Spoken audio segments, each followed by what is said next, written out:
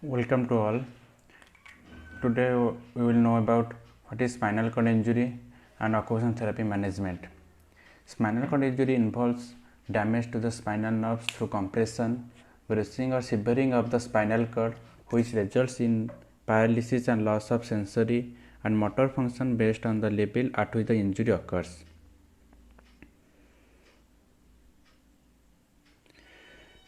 Spinal cord injury mainly complications as screen breakdown. First, we know what is screen breakdown. When sensory loss increases, the risk of screen breakdown occurs. Person with sensory loss cannot feel the pressure and sharing of the prolonged sitting or lying in the position of the presence of the pain or heat against the body. Pressure source. When a spinal cord injury patient sleeping in one position so many times, pressure source occurs. Pressure source causes the loss of blood supply up to the area, which can ultimately result necrosis. Heat can quickly burn and destroy the tissues. What is the autonomic dysplasia?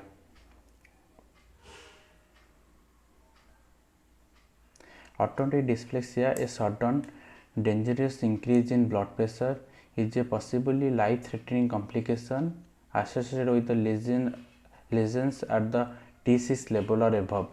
It is brought on the upper sympathetic response to the nexus stimuli. Some of the more common causes of autonomic dysplasia are distant bladder, urinary tract or other infections, bladder or kidney stones, facial impression, pressure ulcer, like this. Then we know what it is also affect the respiration.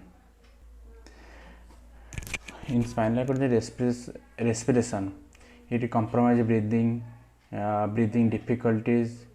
For respiration, use some proper technique, infection controls, adequate bronchial hygiene, facilitate good breathing at rest and during activities.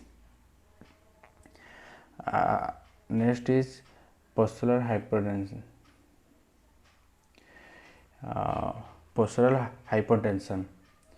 Postural sudden drop in the BP when patient assume in a position. Common T6 lesion and above it caused by impaired autonomic regulation.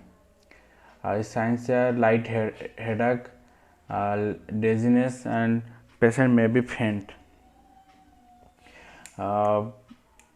Next is bladder management. Contour bowel and the sacral lesion. To avoid complication, person must routinely empty their bladder. Women in addition to use diaper to stay dry for this. After the sexual function. Spinal cord injury affects both sexual intercourse and reproduction. Male patient with complete injury unable to have psychogenic erection or ejaculation, but have some relaxed erection that controlled by stimulation like pulling the pubic hair. S2, S5 complete injury, loss of bowel bladder, genital erection, complete loss of erection. After the temperature regulation, hypothermia, heat stroke, severe sunburn, like this are the temperature, have to regulate temperature. Pain, pain is the main problem. Patient have pain onset persist a long time. After the fatigue, caused by the psychological, psychosocial, environment factors, physical factor persist pain.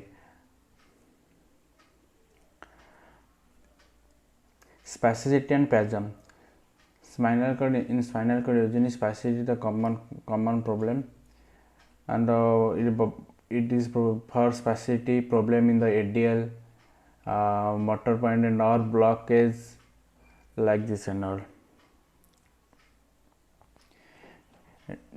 Decreased vital capacity. Decreased vital capacity. Decreased vital capacity is the problem among people who have sustained cervical and high thoracic lesions. Such individuals are markedly limited chest expansion and a decreased ability to cough because of weakness of paralysis of diaphragm and the intercostal and latissimus dorsi muscle.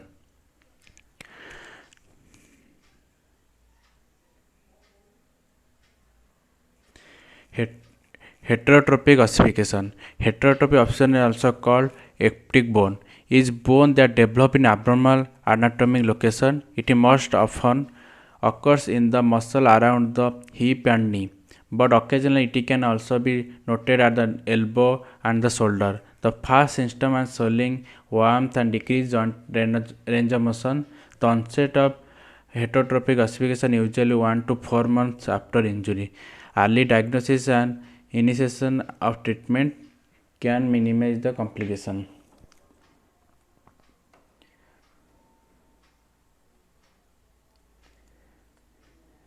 Psychological adaptation.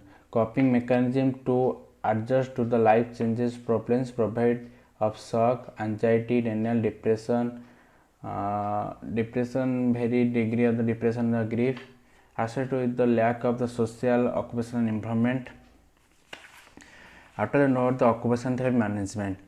First we have the energy conservation. Energy conservation technique for spinal cord injury patient, we have to do for what do that in activity, what we have to do for doing the energy conservation. Give some energy conservation technique for doing activity, don't using less energy to doing the activity. Joint protection. In spinal cord injury sometimes joint are so weak, give some joint protection technique to doing the activity by bending down, by wake up from the bed. At that time give the joint protection technique.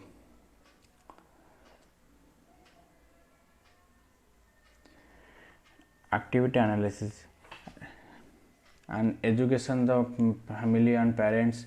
ADL in explain about the ADL, what are the ADL, how much important, modification the environment, and give some assistive devices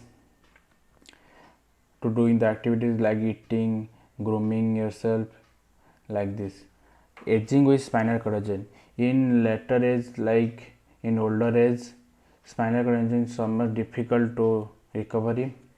Occupational work in the concert with these clients to identify the prioritize the preferred and meaningful